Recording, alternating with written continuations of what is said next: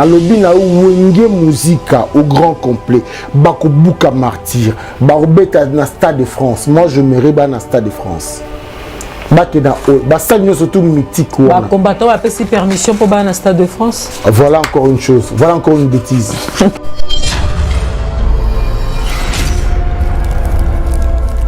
Amadou Diaby, oh, il est très bien un grand producteur.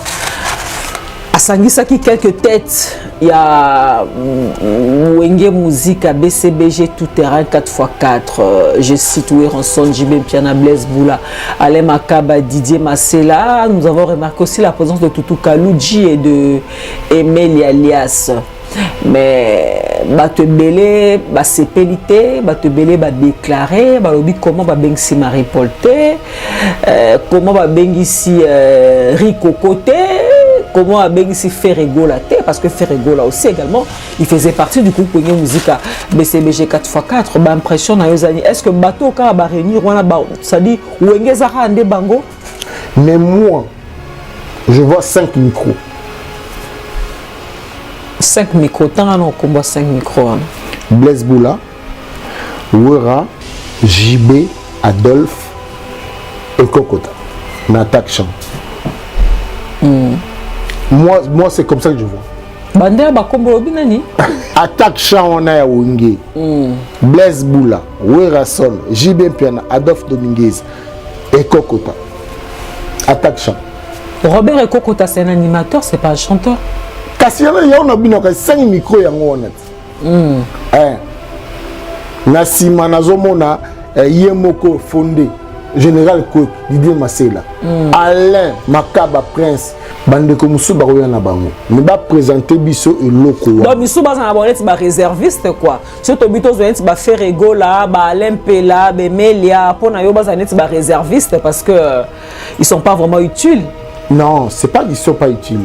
Nakata conscience na bango bango monde bazam bazo rêver ba fandi boye ba otala 5 micros bango me place bazam batu wana batu ngati batu batu nanga mais bango bazam bezu batala puis bango après bango ba matana bango faire rigoler hein nazolo banoma na lobi na yo bango nde bazam pe na bezu batala ngo parce que batala ki bango bongo c'est ce qu'on nzembo liboso fo ba yemba d'après opona ba yemba nzembo qui me bouger. Qui ne bougeait, c'est qui l'auteur-compositeur?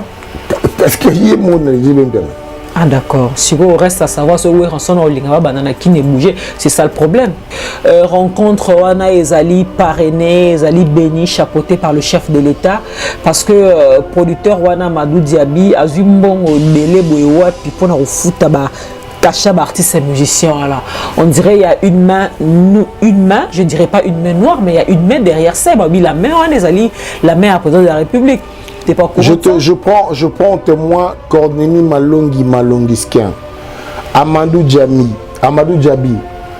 Sony, j'étais avec Sony et Wera. Amadou Diaby Aza producteur T. Aza manager. Ok. Le producteur pour l'instant il est inconnu. D'accord. Ils ont il y a une main qui est derrière, on ne peut pas confirmer. Imagine-toi. Mais parce que si Bazou caché dans Bango, il paraîtrait. Pas du tout. Ils ont fait non. Pas du tout. Je te dis. On a su que réunion à Pena Bakenda qui a Pamba, Sisi, Telempe, Baki, non, mais musicien à Bisso. Heureusement pour toi. Ils ont fait ce qu'on appelle un protocole d'accord. Ouais. Il n'y a pas eu un contrat. Ils ont inquiet, voilà, je suis partant pour le concert, pour la tournée, dans l'album. Ils ont signé oui. Ils ont signé pour l'album aussi oui. C'est un protocole d'accord, mais il n'y a pas un contrat. Voilà ton cachet, tu vas prendre autant, il n'y a pas encore un cachet. Il y a un moment où ça va conférence, ça d'émission. Marie-Paul a signé qui? Il peut. Pourquoi on ne l'a pas associé? Mais il peut aussi le fait. Pourquoi il n'a pas été associé? Rikoko n'a pas été associé.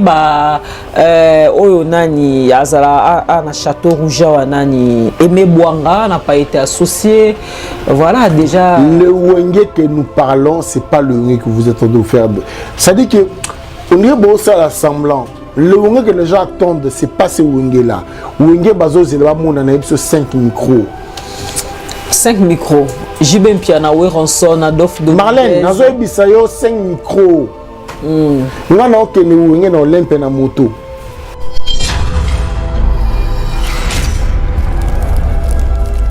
Kofi Olomide oh bauti nommé ambassadeur il y a rumba congolaise. Une très bonne chose. D'accord. Et est-ce que tu crois que Kofi était le seul à mériter? Tout le monde frère Juna parce que bon bazana poto tous les musiciens au bazaka na Congo. Tout les musiciens nyonso bazana Congo parce que c'est vrai que mingi pe ni trop mingi pe ba sepel na bangote babi Kofi il n'est pas le seul à mériter titre hein, mais pourquoi faut pas payer son car na Kofi?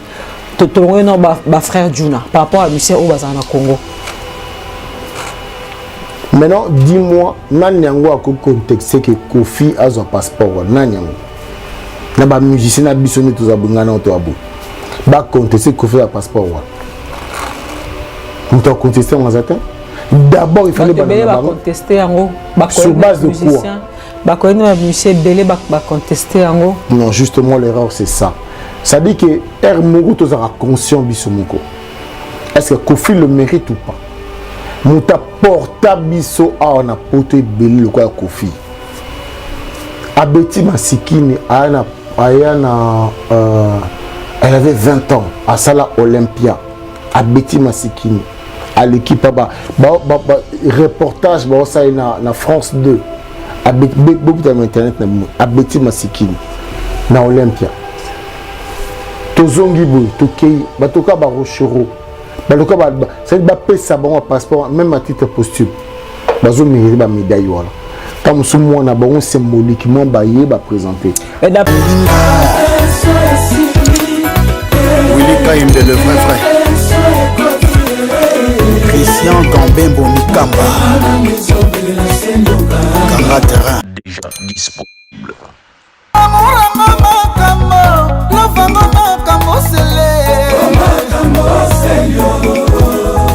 Amurango makambo ebele, makambo sire. O makambo selio.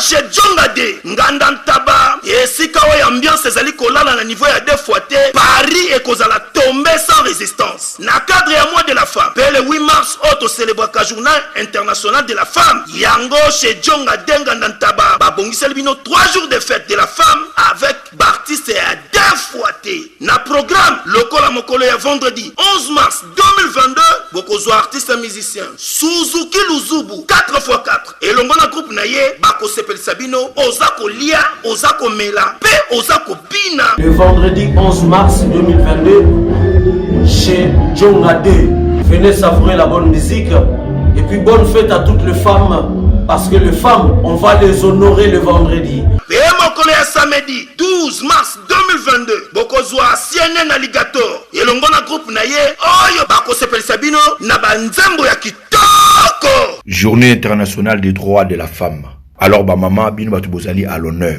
Botina ba texto na bino, banzembo bino bolingi, toyembela bino banzembo selon choix na bino. Dimanche 13 mars 2022, Sombele Souka Bisanga, Bokozwa, Emilie Alias de Mingongo, La Voix qui cloche, et Longona, Wenge Poussala Tofanda, Bako Bini Sabino Barumba ya Solo Solo, Peba Danse ya Elengi, Ozako Lia, Ozako Mila. Chez Djonga Denga Nantaba, adresse Zaka Kasemoko, numéro 12, rue Puy Dixme, 94 310. Orly, Ozamo Bimba, na kati ya Paris, pe au vivre événement. Poche Djonga Denga Nantaba, Yangonde Moboko ya ambiance, na kati ya Paris. Non, ba supporter bagangi.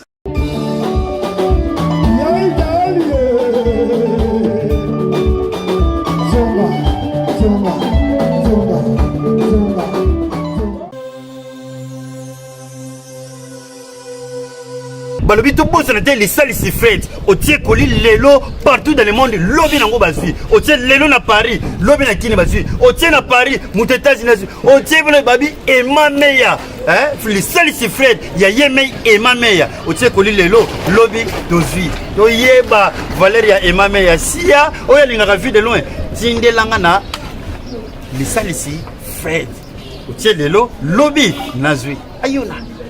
Bana mokili mobimba bana Afrique du Sud bana Paris donc 5 continents nyonso bobanga te soko monika agence fret oyo eza ya fondation lisalisi ya Emma Meya tia biloko lelo lobi ozwi. Emma Meya, quel miracle, quel miskit. Tala conscient photo pesio. Biso na sapuna frette na biso tuke na markate na Statorus Emma Meya fondation lisalisi Fred tuke tutie biloko na biso wana tukuzwa yango nene tutieri yango nene pe tukukutila yango ndeko zana conscience ya Fred fondation Emma Meya tia biloko na yokuna ukuzwa yango na kisasa ukuzwa yango partout ukuzwa pe na poto uti na Amérique ukuzwa na Amérique uti ye na France ukuzwa pe partout uti na Congo ekei na poto uti kuna ekuzwa makaka Emma Meya fondation lisalisi tant que sabino fondation pour bango babanda na biso na fondation depuis kala ti lelo to komi ba immeuble azaka kawana na biso toyebino Emma Meya fondation Fred o Fred takabilo kono wapi koti sakabilo ko wapi sanga ba 2 ans 3 ans pour koma olembi mais awa nde makambu bata bende tozo linga po makambu ekende liboso oche biloko ne lelo ozwi lobi oche lelo ozwi lobi ngala komandaki net na nga lobi lelo nazwi yango na lati oui toza musika te na France na rimarkate bana chateau rouge ba makam na zolo bela bana chateau rouge ba makam na zolo bela biso eratakate frete biloko lo mitukala ndengo zingi frete yango biloko na yo frete frete aplis mbongo mkie biloko ebele Emma Meya fondation lisalisi frete yonde makambi. Épicerie exotique toute l'Afrique chez Glody vous offre l'alimentation bio en provenance de Kinshasa, la République démocratique du Congo. Papa zana posa kolia bio, papa zana posa kolia biloko euti mboka, kolia mungusu, nyama ya zamba et autres. Contactez Glody au numéro 15, cours de Rifi, 65 000 Tarbes. Pour la première fois sur Haute-Pyrénées, Banaya Toulouse, Banaya Allemagne, Banaya Belgique, Banaya Suisse, livraison au premier niveau. Makambo ya Kokende Château Rouge Abou Pia. Contact et réservation au plus 33 07 58 29 62 88. Exotique toute l'Afrique chez Glody, c'est la meilleure, c'est la qualité, c'est la compétence. Exotique toute l'Afrique chez Glody.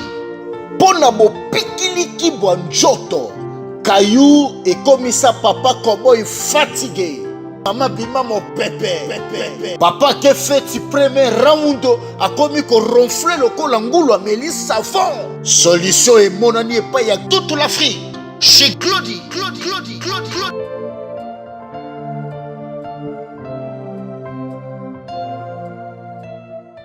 Merci Nabino Nyonso, Bozolanda Biso à travers Mokili Mobimba, Ngai Wabino, Marlène Kassanga, leader à la présentation de cette émission. Et un grand merci à notre partenaire, déjà qui nous permet à ce que nous puissions arriver chez vous à la maison. Je disais donc notre partenaire Elengi à Congo et à Tracy Mbelenga Pro. Et un grand merci à mon réalisateur Patrick Massidi, acteur et film. En tout cas, merci na Bino Nyonso, merci na T10, merci na équipe Nene Obasala que Bolanda Biso, na Banda na Bino, Bobo sana pété ko s'abonner na page Facebook na Biso, Marlène Kassanga, journaliste pour na landakar d'information Nengezalaka. Alors, très chers amis internautes, très chers amis téléspectateurs, bien sûr, je me permets de vous appeler téléspectateurs parce que Moma Hotel Abisso la télévision, Boza est belé de partout dans le monde, Botal Arabiso, merci beaucoup, on appelle Nabino. Merci beaucoup Naba, félicitations Nabino, merci beaucoup Naba critique Nabino P ça que toi améliorer les sous émission Oyo pour na plaisir Nabino émission Oyo banque de vérité hein Yemoro Tracy Belenga Pro a baptisé qui a une banque de vérité. En tout cas merci beaucoup. Et alors pour ce faire aujourd'hui nous avons donc avec nous un invité, c'est un habitué du micro. C'est un habitué aussi de la caméra. Lui, on l'appelle le célèbre beau comme un dieu Adil Ondolé qui est là avec nous. Vraiment, en tout cas, Naropé Sambote, Ndekwadi, Napé Sambote dans le poto, Tona Lingala, Tona Mongo, pour n'aura que ça Mongo, le Sako. Ana Soy Moustiquaire, Bangoui Basiliki. Où est l'accini? Ana Soy Moustiquaire, Bangoui Basiliki. Et l'accini, en fait, ce qui est Bongi, Baïna, Baki Omote Marabe. Ah oui, on a vraiment osé raison. Il y a un soro Bongi, il faut ça raquer. Et à tes motonnions, so bozoliani, n'a pas ça le sac, on a fait ce truc. Non, mon bel appelle ça, moi, c'est le sac côté. Ah ouais, il y a solo Anna. Non, tout le monde a boni après le lobby. Mais le saco, ils ont moins si mon tapé sac. Moi, c'est appelé ça en bas le saco. Les qui appellent ça l'autre le saco. Baninga va tout le monde, il y a un mot. Bon, bah, appelle ça, moi, c'est le sac côté pour. Jamais de la vie. Pourquoi? Tokoli Bongo. C'est injuste. Non, c'est pas injuste. Si, ils ont un règlement. Ah ouais? Adil Ondolé, Outi Kinshasa. Parce que toi, aux journalistes, le ban de Kasnazo Lobat, Malobezo Mbokayanga, non, on a fait ça Malobate.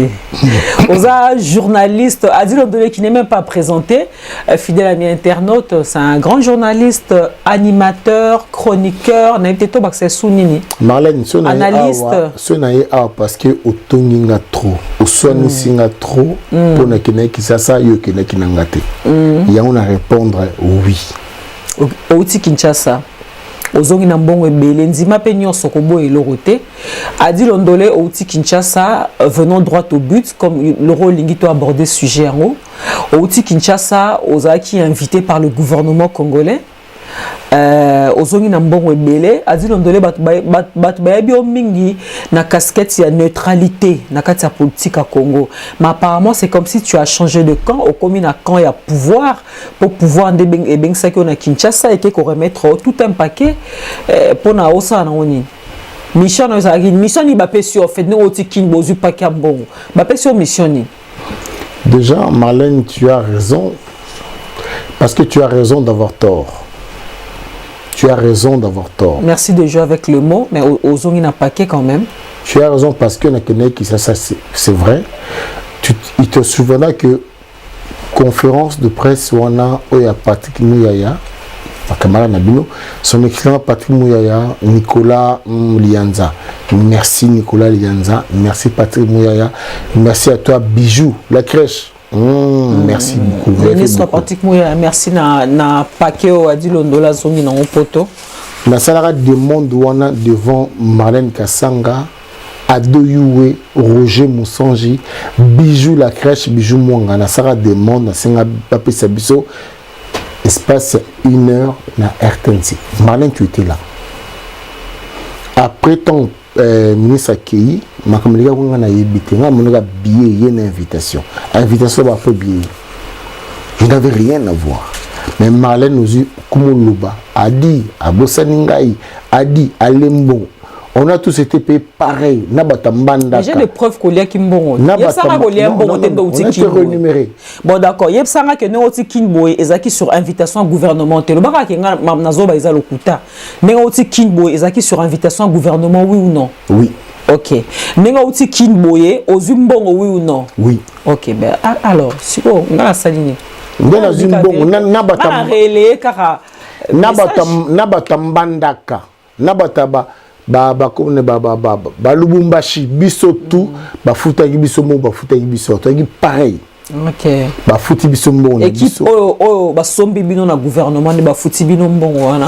Comment ça si comme na ba ni mission ni ba pesi bino ton bafuti bino mbongo wana na gouvernement. Adil Ondolé to e barai azara neutre na kati ya politique mais lelo apparemment et sopio. L'avantage que tu as aujourd'hui de poser cette question parce que ils n'ont pas appelé le oh non, il fallait tout bon sa politique et média qui était, on a revendiqué, mais pourquoi tout le monde a opposé à la TVT? Donc, tout ça, il y a revendication, recommandation, je dirais, Oyo et au côté d'un parlement. On a parlé, on avait des éminents professeurs, on avait des gens comme de Mbia Cannabis, Kibambi Shintoa, Jean-Marie Kassamba, Oléon Toa, mission na bino ezalaki nini? Ezalaki to bongisa politique ya communication na biso. C'est-à-dire que qui est journaliste? Est-ce que yoza doza kata journalisme? To yebité. Qui est ou à refaire agence ya presse, radio, TV, journal. On a Christian Lusakono. Il y avait beaucoup de monde là-bas. Ça veut dire qu'il y a on avait des éminents pour maillé en fait. Et vous avez tiré quoi comme conclusion à l'issue de cette rencontre? Imagine toi Malin Kassandé aux Zana, bateau bazan en frontière au Ouganda, na Rwanda. Baïbi n'a pas été fâché à président. Baïbi parce que ba captaka RTNC. Si vous faute na yo ça na RTNC. Ya un musatre que non sala yango wana. RTNC bateka rango. Faut pas dire que RTNC sont ba congolais. Bateka en pana. Pas ba rwandais. Ils sont chinois. Ah d'accord. Ce qu'il faut pas dire c'est RTNC. Ça dit qu'il y a un fonctionnaire. Mon RTNC a fonctionnaire. Vie sociale naïe. Comment il vit, comment il touche, comment il fait. Tout ça on a fait ça. Ça dit que moi tu sais misalement na Congo on a beaucoup d'abord. Bino penza ba ta diaspora tant que kuna to défendre bâtiment mbele. On a fait un grand travail. Tobet en beau aussi tout le monde ba fruit à grand travail en et quand on a parlement après quand on a série. Parce que nabi ka wende na mbongo ebele wane na yebi. Non ba futa ba to cacher ni ba don surtout. Après mutu na ndenge na ye. Futa no combien?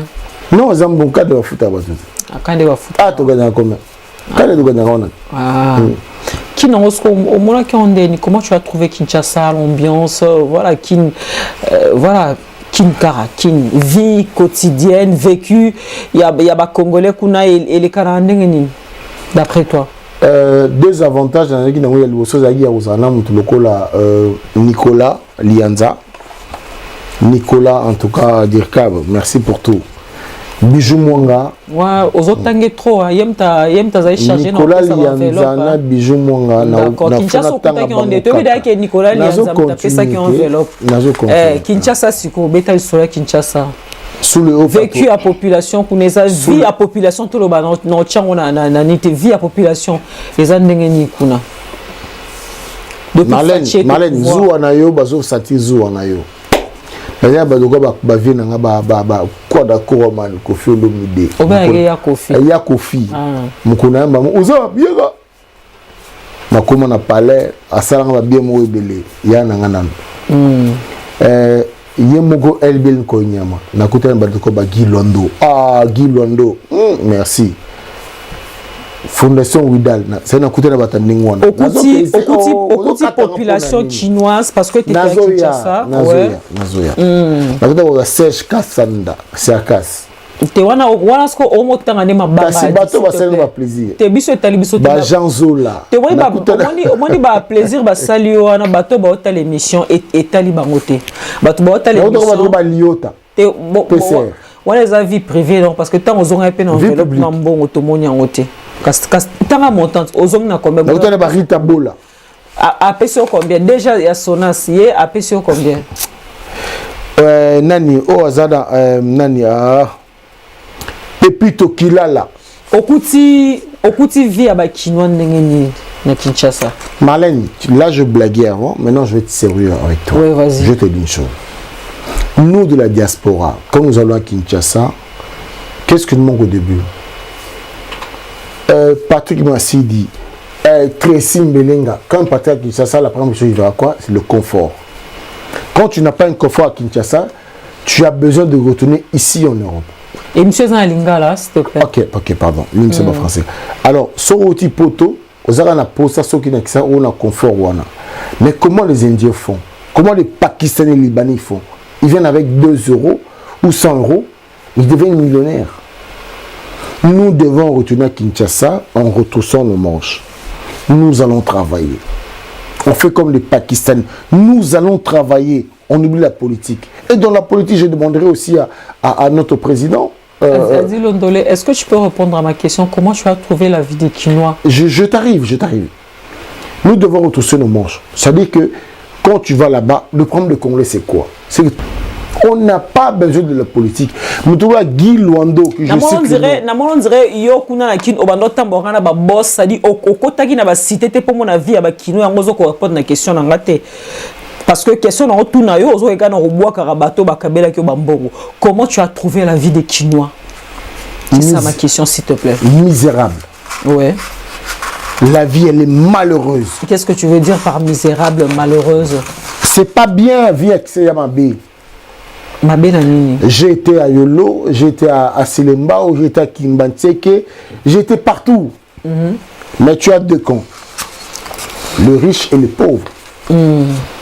Mais simplement, on arrête un peu la politique. Je demandais au président même, Fachi Bomaye. Ah Bomanani. Fachi, on a répété Fachi Bomaye. Ah Bomanani. Fachi Bomanzala. Fachi Boma chômage. Fachi Zongisa régie des eaux. Fachi Zongisa courant. Fachi Bomaye. Fachi Baguerre ici là. Fachi Bomaye. Je réponds à ta question. Qui n'en a pas si mots comprendre. J'étais avec Kofi Olomide. Il a dit quoi? Botika on peut s'abattre mbongo. Boluka ba société étrangère au bazan mbongo. Marlène. Et ça la bino bien. Bon ça la route, bon ça les routes. Et pas na biso de la ra. Ba peso 1 million. Au saga musala 100 000. Les restes au leyo moko. C'est que d'après eux, pourquoi population ana quinoise ils ont vivre ma situation moko. Il n'y a pas signé au lobby, en fait, bazo souffrir, la situation n'est fait que s'empirer, et pourtant, la population est ça qu'espoir. Le président Topona, qui président Fachi, on pensait que, voilà, à diminuer tant soit peu, pas si à Congolais, mais apparemment, c'est pas le cas, c'est que tu viens de le dire. Apparemment, c'est pas le cas, pas si ils ont continué, mais c'est dû à quoi? Et ça, Fachi Moutou. Azo kokate ou bien bateau bazo tourna yende bazo sunga yete po asalam salam alam d'après toi. La volonté politique. On a juste besoin d'une volonté politique. Marlène na Congo. Merci beaucoup. Nous n'avons pas batunanga c'est pas grave. Mais il n'y a pas la volonté politique. La volonté politique. Imagine-toi, Gentini Ngobila, je me rappelle encore, on a vu l'émission, je pense que tu as sérieusement, où le président était sur place. Alors tu vois, premier coup de pioche pour Nazan de Zamukoni. Vas-y voir que Fidé Chimanga, mon frère Vidier, à quel Zandu, pourquoi tu l'appelles ton frère? On a rapport à flatter, Vidier Chimanga, ton frère Nandeni. Oh, banga, oso flatter. Mais le bar à vider, Chimanga n'est pas ton frère parce que Moulou, toi, t'es mongo. Voilà, c'est une façon à flatterer. Pourquoi ça Congolais? Je dis, c'est mon frère. Vidier Chimanga, qui est mon frère? Il est parti dans Zandu. À l'hôpital à Zandu, il a monté Salam. Mais pourquoi il est parti dans Zandu? Gentini Ngobila Zana. Bango tout bazana kata pouvoir. Mais qu'est-ce qui se passe? On a besoin de la volonté politique. Marlène, Tozo Loba Loba, Kofi Asonisinga. Épicerie exotique toute l'Afrique. Chez Glody vous offre l'alimentation bio en provenance de Kinshasa, la République démocratique du Congo. Papa Zana posa kolia bio. Papa Zana posa kolia biloko uti mboka. Kolia mungusu, nyama ya zamba et autres. Contactez Glody au numéro 15, cours de Rifi, 65 000 Tarbes. Pour la première fois sur Haute-Pyrénées, Banaya Toulouse, Banaya Allemand, Banaya Belgique, Banaya Suisse, livraison au premier niveau. Makambo ya Kokende Château Rouge Abou Pia. Contact et réservation au plus 33 07 58 29 62 88. Exotique toute l'Afrique. Chez Glody, c'est la meilleure. C'est la qualité. C'est la compétence. Exotique toute l'Afrique. Chez Glody. Bonabo Pikiliki Bonjoto. Caillou et comme ça papa cowboy fatigué. Maman bima mon pépé. Papa qui fait du premier round a commis qu'on ronfle le colangoulo à Mélis savon. Solution et mon année pas y a toute l'Afrique. Chez Glody.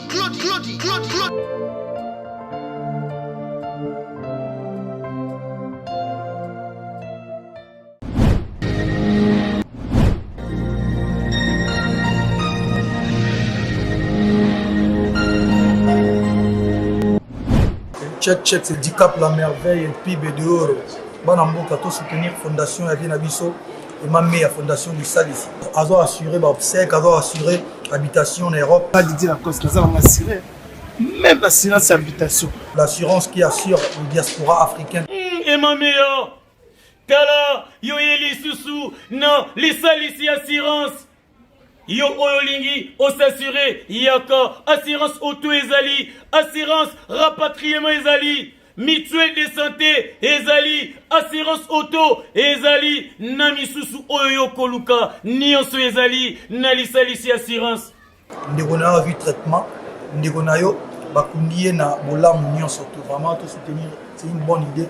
Vous avez akati ya fondation lisalisi epa ya emameya mpona bavérité lokuta eza te banda ebanda fidélité jour na diana na RTR le papa de Gims. C'est l'assureur qui assure. Emameya aye lisusu fondation lisalisi et na bato bazoloba ke Congo fozala bien eza na bato bazosala pe ke Congo ezala bien voilà Venezuela na Emameya l'assureur qui assure la diaspora africaine. Dicap la merveille to soutenir fondation lisalisi ya Viena Biso et Emameya. Automobile le permis français, permis étranger, nous sommes au revoir, papier assurance. Fondation Lisalisi, Bonabana ya Congo, Emameya. Fondation Lisalisi, solution pas ne, ce qui pas n'était what. Ciao.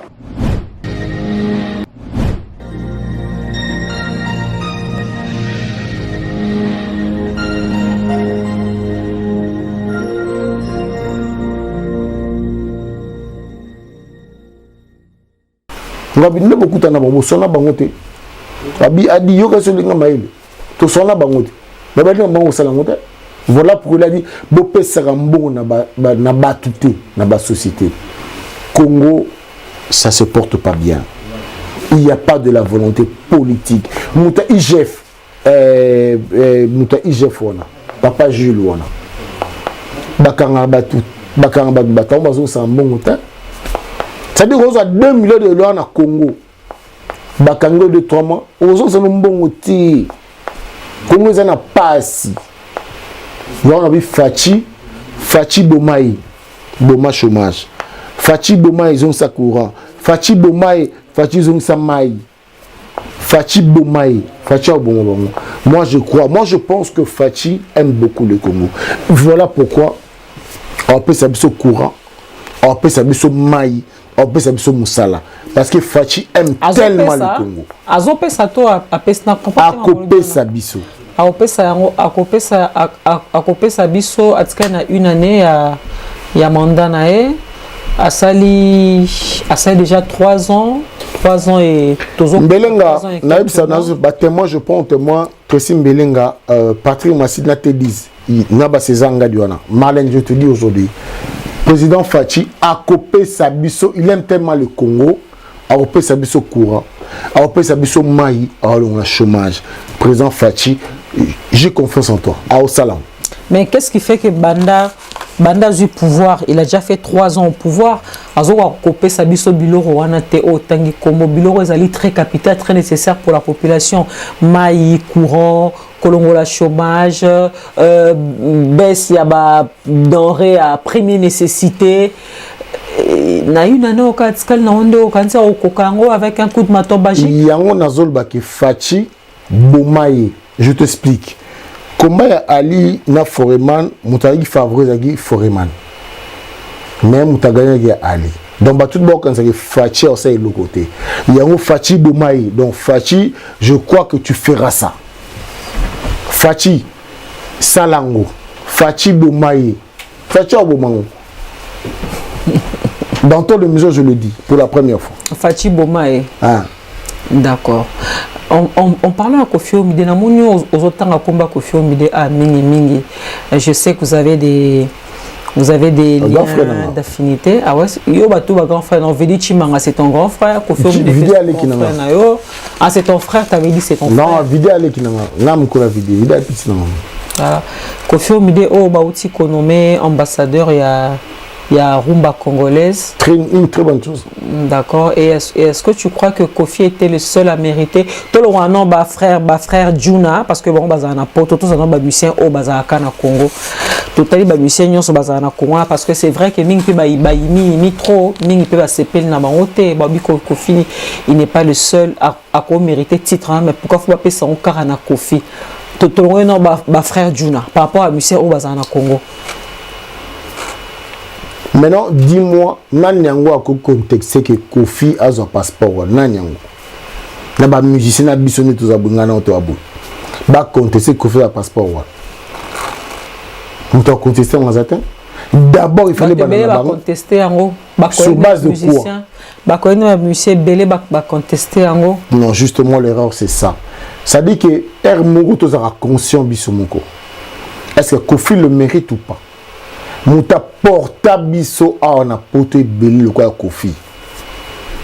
Abeti Masikini elle avait 20 ans à Sala Olympia. Abeti Masikini à l'équipe reportage ça na France 2. Abeti beaucoup dans internet Abeti Masikini na Olympia. Tozongi boy tokei batoka ba rochero. Baloka ba ça va pesa bon passeport même à titre posthume. Bazo mériter ba médaille wala.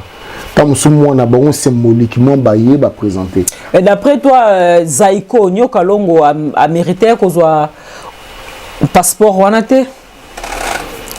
Bon ba condition pendant na habité mais on parle de Kofi d'abord. Kofi a sali ayen na biso na Zénith. Ayen na biso na Olympia. Ayen na biso na Bercy. Tu le sais ou pas? Qui ne sait pas, cela se sait, il le mérite.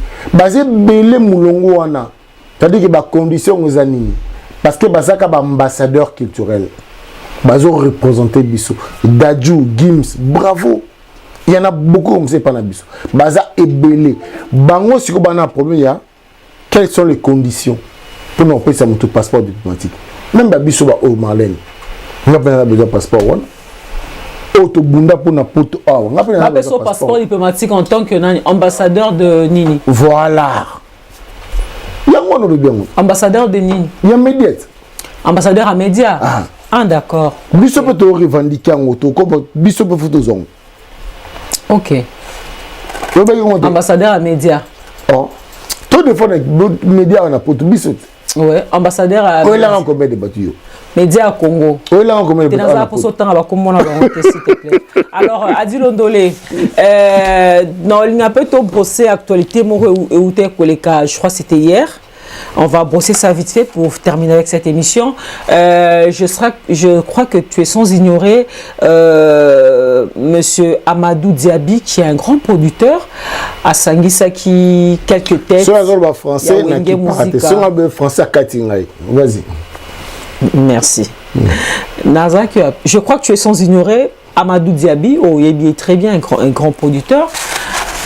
À Sangisaki, quelques têtes, il y a Wenge Musique à BCBG tout terrain 4x4. Je cite Weronson, Jibem Piana, Blaise Boula, Alem Akaba, Didier Massela. Nous avons remarqué aussi la présence de Toutou Kalouji et de Emeli Alias.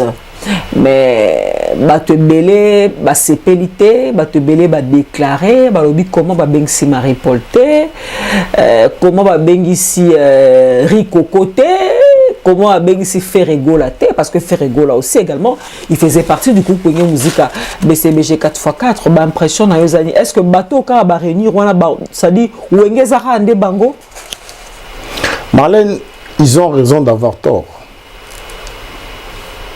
Ils ils ont raison d'avoir tort. Et la Bible dit, mon peuple paye par faute de connaissance. D'abord, moi je dis bravo. Tu vois, comme les Kassaves font. Kassaves. Ma bête dans le Stade de France. Ma bête dans le Zénith. Moi, je suis vraiment dans l'émission que dans l'ingé locaux aux années d'été. Wenge wana, c'est la biso tournée. Ma bête dans le Stade de France. Stade nyo sotu ya Afrique na poto mini wenge musique et ça le cas que wenge penaso ba beti lelo ba rotonsa atara Stade de Martyr wana pamba to so Stade de France c'est Stade de Martyr siko ba ton ça ba bukango ah ouais na lobby na wenge musique au grand complet ba ko buka Martyr ba robeta na Stade de France. Moi je m'irais ba na Stade de France. Surtout mythique. Combattant a fait permission pour aller au Stade de France. Voilà encore une chose, voilà encore une bêtise. Là où tu ne restes pas dedans. Marlène, Wenge Musica, nous les Kassav Basalaka une fois par an, Betaka. Kassav va se réunir, se réunir. Baton dans le Stade de France. On est à Kassav. Je te dis, Wenge Zabungo. Yebisanga orchestre ko sang sabat loko la Wenge. Yebisanga tant l'orchestre ngo. Papa Mbakenda, paix à son âme, et mené à Kenda, yebisanga de mon salon. Ba musique qu'on a biso binenge za diabo na diabo diabo likolo ya diabo. Parce que Wenge bandimi. Wenge bandimi. L'autre là paye na ndenge na ye oza sûr que ba luka terrain d'attente et jour wana o ba robeta concert nani akolinga zala nani en fait nani ba opona zala leader à baninga parce que à l'époque c'était JB Mpiana qui était le leader si je me trompe pas. Le président tu veux dire. Ah ouais, il était le président. Est-ce que na mukolo lelo ba linga JB Mpiana azala président ba onyo so lisusu voilà akumbela masonda ba kumbela masolo problème Marlène de commun d'accord. Bon, ça de commun d'accord. Mais si on est sur le Komoko, on a aussi la bêta, éco bêta. Mais moi, je vois 5 micros. 5 micros, tant on combat 5 micros. Blaise Boula, Wera, JB, Adolphe et Kokota. N'attaque chant. Moi c'est comme ça que je vois. Bandera bakombo binani Robinani bandera bakombo binani Tracy yebisa ndeko na Patrick na te 10 boyeba makambo te boka makambo attaque chant ya Wenge Blaise Boula Werason JB Mpiana Adolphe Dominguez et Kokota attaque chant. Robert et Kokota c'est un animateur, c'est pas un chanteur. Kasiana ya on a bino ka 5 micros yango wana na sima nazomona Yemoko fondé général Cook Didier Masela Alain Makaba Prince il y a déjà na wongi tanto na bandal wana ngaki na moto na bakar entre parenthèses Alain Makaba ndabeta ba variété donc ça tous un besoin locaux wana bande comme sou ba na bango mais ba présenter biso et locaux donc biso ba na bonnet ba réserviste quoi surtout bito zo ba faire ego là ba Alempela ba Melia pona yo ba net ba réserviste parce que ils sont pas vraiment utiles. Non, c'est pas qu'ils sont pas utiles. Na kata conscience na bango monde bazan bazo rêver ba fandi boye ba otala 5 micros bango mo place bazan batu wana batu nangati batu nanga mais bon bazan bezu batala puis bon après bango ba matana bango faire rigolater hein nazo lo banoma na lobi na yo bango bazan pe na bezu batala ngo parce que batala ki bongo c'est ce qu'on nzembo liboso fo ba yemba d'après au pona ba yemba nzembo qui ne bougeait. Qui ne bougeait, c'est qui l'auteur-compositeur? Parce que y est mon ah d'accord. Si on reste à savoir ce où est Ranson Olinga banana qui ne bougeait, c'est ça le problème. Pour te dire que Botika dans Bango. Ou bien où est Ranson Olinga banana na Moulolo. Attends, Moulolo pesa JB hein? Ah Moulolo qui Moulolo pesa JB Mpiana. Ouais, Moulolo pesa JB Mpiana. Moulolo pesa JB Mpiana. Hein? Est-ce que ouais Ranson Olinga banda concert na nzembo ya JB Mpiana, na nzembo ya qui ne bougeait? Oui, c'est ça encore un grand problème. Non, ça sera pas un problème. On a fait guerre avec leadership et bandasco place one. Et vous allez même pas. Ah ouais? Tous en a Moulolo, tous en a qui ne bougeait, tous en a passé banzembo banikide, c'est banzembo wana, badbaoze bayo kayango wana. Yemo place azali nani Alempela ah ngom pas mais Nani, Emile Alias, Toutou Kalouja, Sa Majesté. Mais bah, au classé, on déjà un rang à réserviste. Que bango baza besoin ba mona bango. De bazana, baza pe na besoin ba mona de bango bazo yemba va bango mata. La ninga kolote. De bazana Alain pe la pas besoin faire boye à monique 5 micro télé. Je te dis. Mais Balobi, voilà, il y a certaines indiscrétions qui nous laissent entendre que rencontre Wana Ezali parrainé, Ezali béni, chapeauté par le chef de l'État, parce que producteur Wana Madou Diaby a eu bon belé boyewa puis pour na foot ba Kacha artiste et musicien là. On dirait il y a une main, je dirais pas une main noire, mais il y a une main derrière ça. Babi la main Wana Ezali, la main à président de la République. Pas je prends témoin Cornélie Malongiskien, Amadou Djabi, Sony, j'étais avec Sony et Amadou Djabi, Aza producteur T. Aza manager. Ok. Le producteur pour l'instant, il est inconnu. D'accord. Ils ont il y a une main qui est derrière, il y a on ne peut pas confirmer. Imagine-toi. Mais parce que si tu caché dans Bango, il paraîtrait. Pas du tout. Ils ont fait non. Pas du tout. Je te dis. On a que réunion apena ba kenda qui a pamba ba sisi ba telempe ba ki. Ino ba musicien na biso. Heureusement pour toi. Ils ont fait ce qu'on appelle un protocole d'accord. Ouais. Il n'y a pas eu un contrat. Ils ont écrit voilà, je suis partant pour le concert. Pour la tournée, na album. Ils ont signé oui. Ils ont signé pour l'album aussi oui.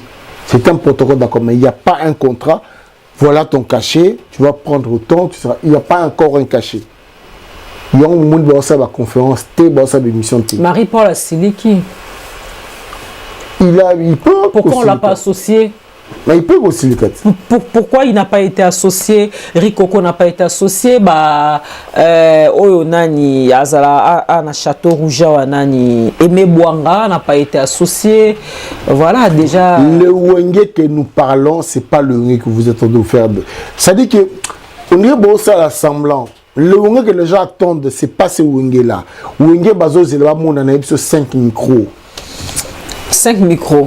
Jibem Piana, Weronson, Adolphe de Marlène, nazo bisayo 5 micros. Ngana okene wenge na Olympe na moto. À l'époque. D'accord. Adil Ondolé, je vais revenir vers toi pour clôturer cette émission. Le temps pour nous de saluer Dani Dende, le boss Dani Dende, Real de Madrid, l'homme qui arrête le temps, le boss Dani Dende. En tout cas, big salam à toi. Peggy Kiwa, ma copine, heureux et joyeux anniversaire à toi, Peggy Kiwa. Même si je n'étais pas de la partie, mais quand même, je suis de cœur avec toi, Peggy Kiwa. Joyeux anniversaire à toi. Christian Louko qui na Orléans, babi poto na poto. Christian Louko qui na Orléans, Yangoana, Toutoulubo et à mon privé, mon perso, mon ami que j'aime beaucoup qui me conseille autant. Maître David Kombe, mon avocat conseil, avocat au barreau de Paris.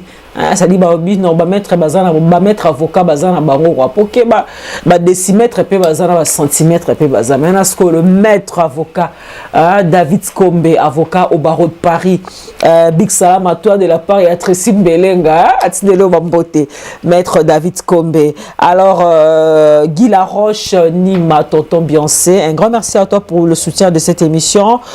Bienvenue Souele monsieur Pennati na Turquie, également un grand merci à toi. Restaurant Maman Limbondo, babi Turquie mon bimbato kenerolia. Ça dit na Turquie on sotunika restaurant Maman Limbondo warola kisao. Et sika pi balamba koba ngando mbembe balamba nyonso. Asso Matadi le boss Asso Matadi. Un grand merci à toi également les fils Mata leader. Na PCOP Mbote place aux Ali, les fils Mata leader nazo zela au plateau yango émission yango. Adil Ondolé, pour finir cette émission, pour clore ce débat, yebisabiso chance nini aux opesa na retrouver wana ba musicien à Wenge, ba ancien à Wenge, combien même que bakoki bango nyon sauté parce que vraiment mutuneti Marie-Paul a Rosanga jamais na concert wana. Moi je dis force à vous les gars. C'est pas facile parce que banko osé belé bota manzela monko ils aura pas si mais je vous souhaite une très bonne chance bokende bongo ngana souhaiter James Kanda na pesimbote na bamoto pesibete. Moi je vous souhaite simplement bouquin de l'avant. To pesimbote na Domitil Makenza Kafu. Voilà, tu l'as dit. Christelle Londolé, Blanchard Londolé, elle bien encore Inyama. En tout cas, vous allez bien. Bobo Sanate, Fondation Ouidal, Guy Luandomboyo. Allez bien. Batika Ozala bien. Bien. Serge Kiasanda. Mayele. Allez sur Kitoko. Bien. Merci beaucoup. Narokata mabanga nyoso wa fondation là parce que bisoto lié à AT. En tout cas, merci beaucoup à vous tous qui nous avez suivis, chers amis internautes. Moi, c'est Marlène Kassanga. J'ai eu le plaisir de recevoir pour vous Monsieur Adi Londolé Bokomendieu, le célèbre. Un grand merci à la chaîne YouTube Elengia Congo, notre partenaire dorénavant. Sachez que Elengia Congo, nous travaillons en partenariat avec la chaîne YouTube Elengia Congo qui relaye cette émission pour votre plaisir, mesdames et messieurs. Tressine Belenga Pro, Motemayala Mignonne, Diasuka Glody. Alors, un grand merci à Montréal, Patrick Massidi, Balobi, acteur et film Patrick Massidi. En tout cas, un grand merci d'ailleurs. N'oubliez pas de vous abonner sur ma page Facebook Marlène Kassanga journaliste. Donc il y a la page Facebook Nabiso Marlène Kassanga journaliste. Au s'abonner pour recevoir des informations au sous. En tout cas, un grand merci de nous avoir suivis. D'ici là, portez-vous bien. Prenez soin de vous parce que chaque jour est une vie. Au revoir.